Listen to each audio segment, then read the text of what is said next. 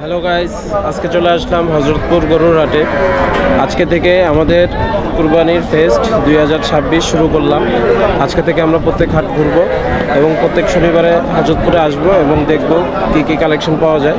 ইনশাআল্লাহ আমরা তার সাথে সাথে আমাদের নিজস্ব কুরবানির গরুও খুঁজবো, দেখি আল্লাহ কবে লিখে রাখে। আজকে বাজারে গরু তুলনামূলক কম, অনেক ক্রেতাও কম।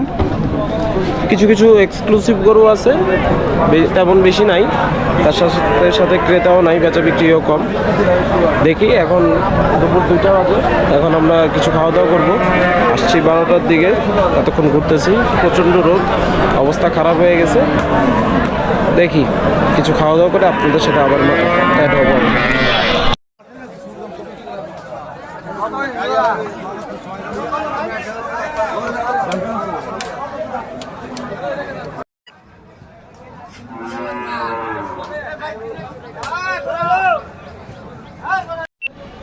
হজরতপুরের পাশে রয়েছে একটা নদী, এই নদী থেকে বেশিরভাগ গরু আনলোড হয়।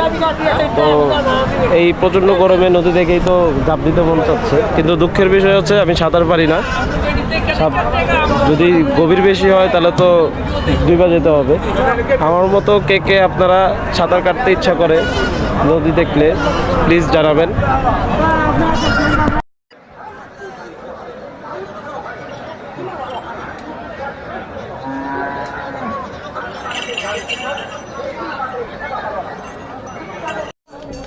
আসসালামু আলাইকুম, আবার চলে আসলাম। আমার বন্ধু হিমেল, আমার বন্ধু শরীফ। আজকে আমরা সকাল থেকে হজরতপুর হাট ঘুরলাম, ভালো লাগলো। একটু রোদ ছিল, আমার বন্ধু আজকে অনেক কষ্ট করছে।